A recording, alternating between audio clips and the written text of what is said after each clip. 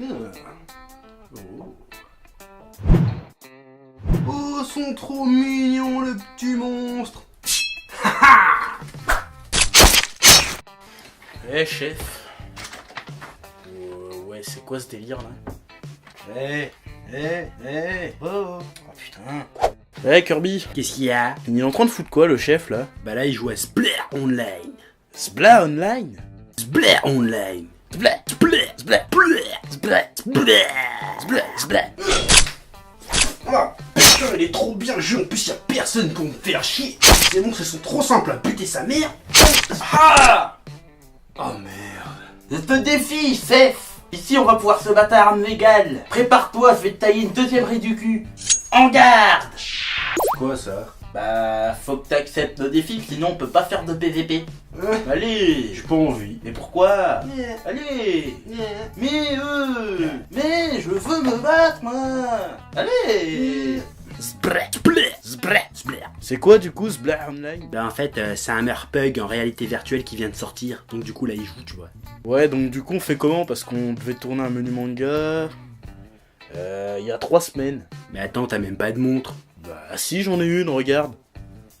Ah ouais? Bah enfin bref, de toute façon, on peut pas le réveiller, faut attendre qu'il sorte lui-même du jeu, faut qu'il finisse la partie. Bah au pire, on a qu'à faire comme quand il était dans la zone fantôme, hein. Tu fais l'émission sans lui et puis c'est tout, hein. Ah ouais, pas con. Ah, on va faire ça, ouais. Ouais, c'était vraiment un truc de ouf cette bataille dans la zone fantôme quand même. Mais grave! Mais sortez d'où ces saumons géants? Alors là, j'en sais rien du tout. Mais allez! Bon, d'accord. Si tu gagnes, je te paye le KFC dans la vraie vie. Voilà ce que je voulais entendre. Même si c'est un petit peu raciste. Allez, on regarde. Pour Frodon. Je vais te tailler une deuxième raie du cul. Tu as déjà dit ça. Ouais, mais c'est classe comme punchline quand même. Ouais, j'avoue.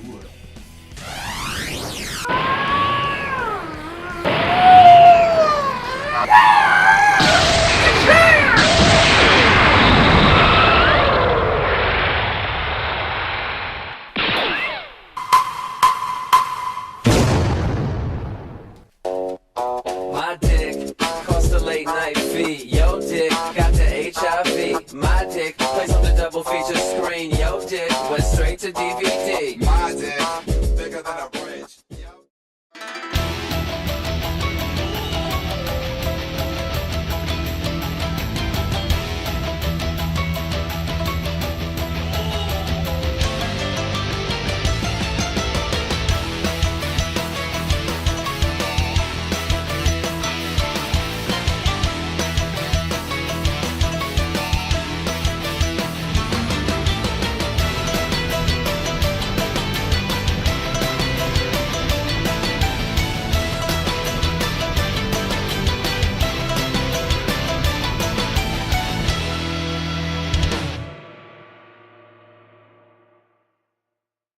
Salutations tête de neige, je suis le petit chef et bienvenue dans Menu Manga, l'émission qui parle de manga, d'animation et d'autres trucs. Et au menu aujourd'hui, un bon gros sujet de pute comme on aime.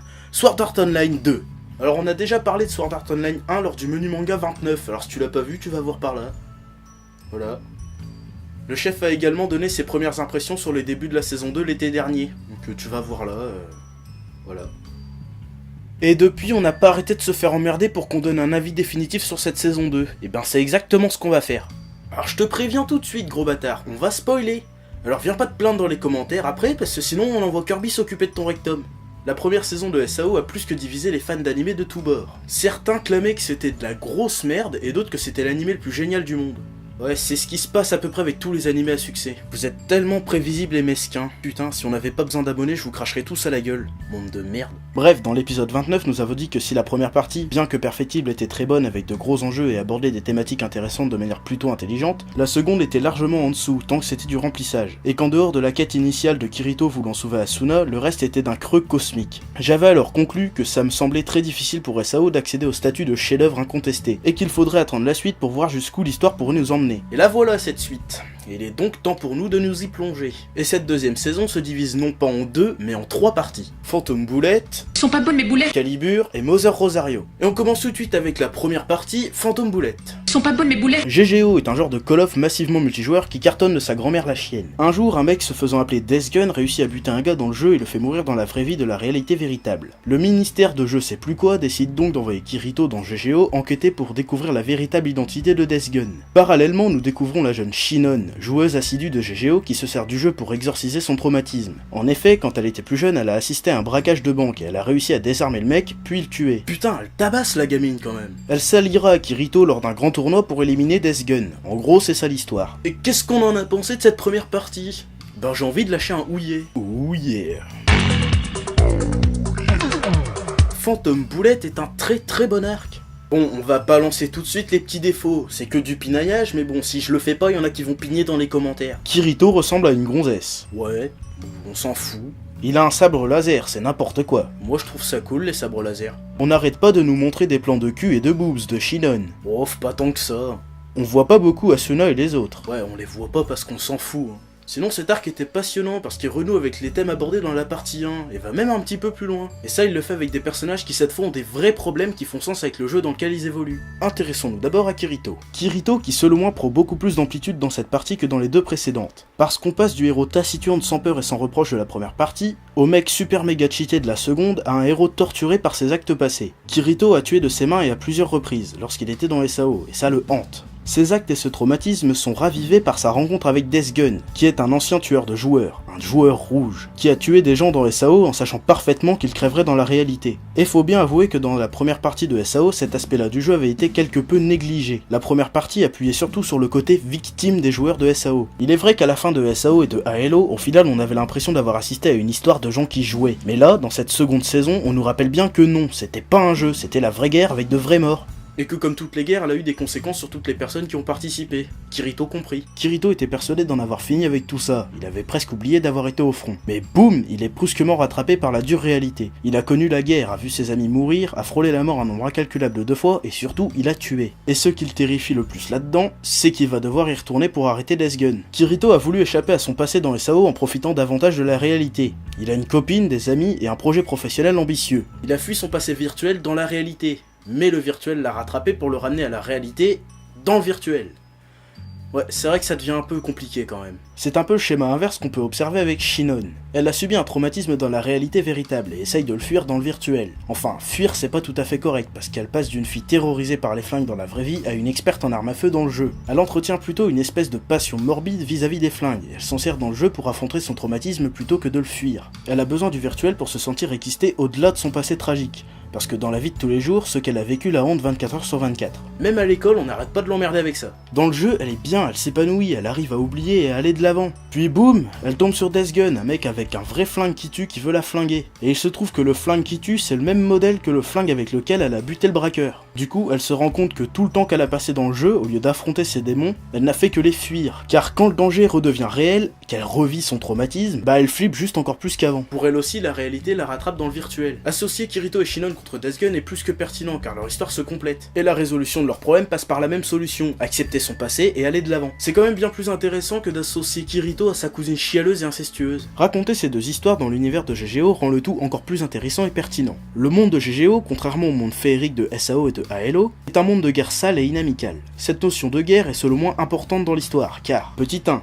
le fait que les persos peuvent se faire sniper par Death Gun à tout moment rajoute une énorme tension sur les personnages. Petit 2, la guerre est un contexte idéal pour aborder des chocs post-traumatiques liés à des morts violentes, comme le vivent les deux persos principaux. Et petit 3, la guerre n'est pas juste physique, mais aussi psychologique. Et montrer des persos qui chient dans leur froc dans un monde féerique coloré, c'est pas top au niveau de l'immersion dans le récit. Sauf dans Berserk. Au-delà des conflits internes des deux personnages, Phantom Bullet aborde aussi de manière plus générale la notion de bien et de mal. Quelle est la différence entre un héros qui tue pour sauver des vies et un taré qui tue juste pour tuer? Difficile d'être original et ambitieux quand cette question a été abordée 300 milliards de fois. Mais ici, ça a le mérite d'être abordé d'une façon non manichéenne, qui en plus traite bien son sujet. Bon, si on devait résumer le message, en gros, ce serait être un héros, ça a un prix, et il faut être prêt à tout pour sauver ceux qu'on aime. Bon, C'est classique certes, mais c'est bien raconté. Tu l'auras compris, pour moi l'arc Phantom Bullet est une vraie réussite qui semble bien plus aboutie que l'arc SAO, et qui écrase littéralement l'arc Halo de par son lot d'émotions fortes et son scénario pertinent et intelligent. Cette partie n'est pas parfaitement parfaite pour autant, mais les quelques défauts qu'on pourrait lui trouver seraient vraiment de l'ordre du chipotage. Le tout est suffisamment bien foutu pour qu'on lui pardonne les quelques facilités scénaristiques. En gros, l'arc Phantom Bullet, c'est du tout bon, et c'est là qu'on passe à l'arc suivant, l'arc Calibur. Résumé. Kirito et sa bande, qui compte maintenant Shinon, sont de retour dans Halo et entreprennent de terminer une nouvelle quête pour choper l'épée Excalibur. Attention, hein, c'est pas Excalibur, c'est Excalibur. Cyber Excalibur peut-être. À un moment ils essaient de l'expliquer mais j'ai pas trop compris. Bref, ils commencent la quête puis ils se rendent compte que s'ils échouent, une des maps de Halo sera détruite pour de bon. Alors il faut qu'ils réussissent. Voilà, c'est tout. Et qu'est-ce qu'on en a pensé de cet arc ?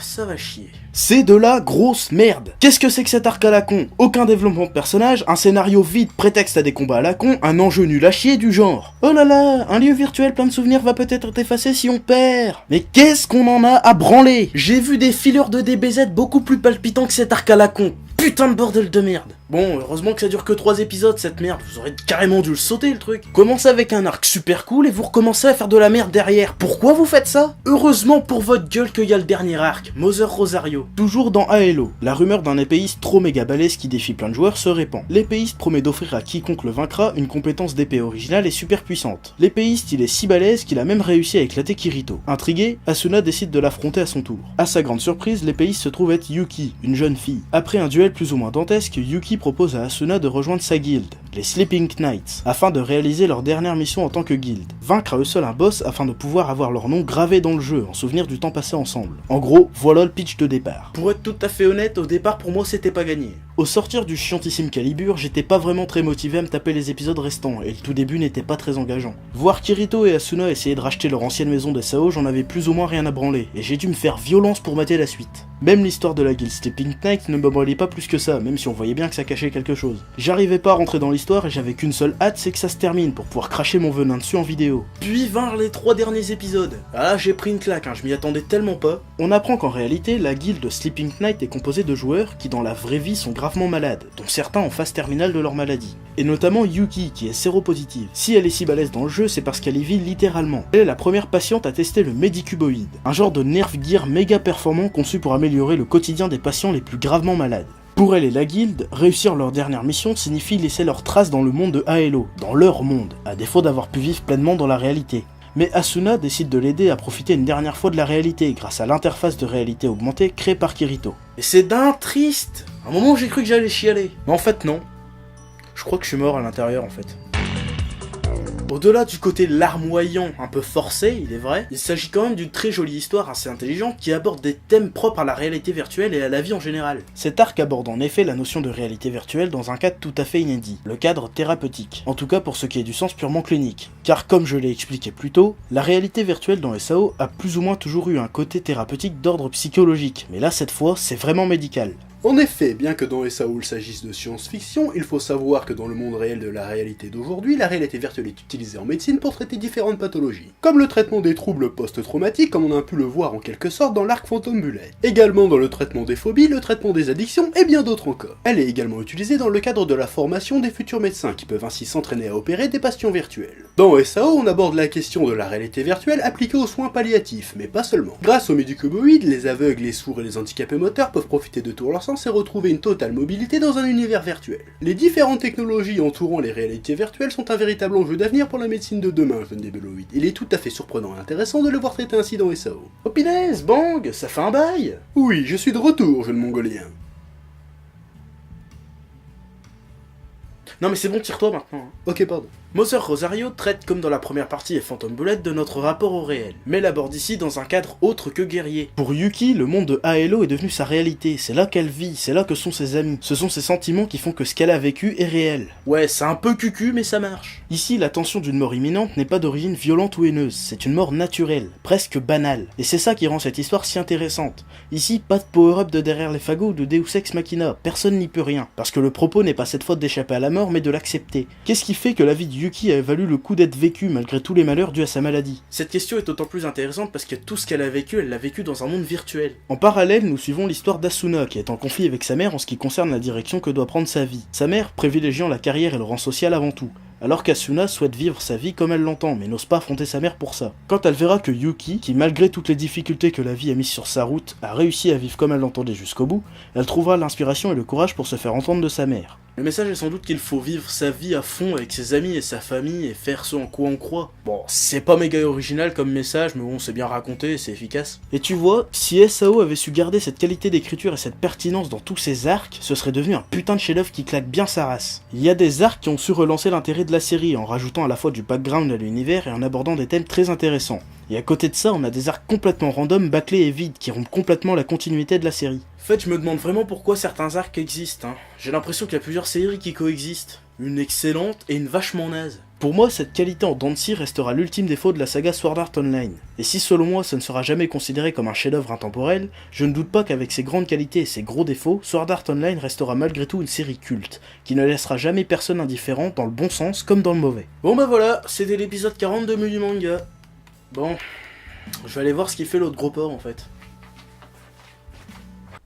Salut! Mais qu'est-ce que tu fous là, toi? Bah, je viens jouer, pourquoi? Attends.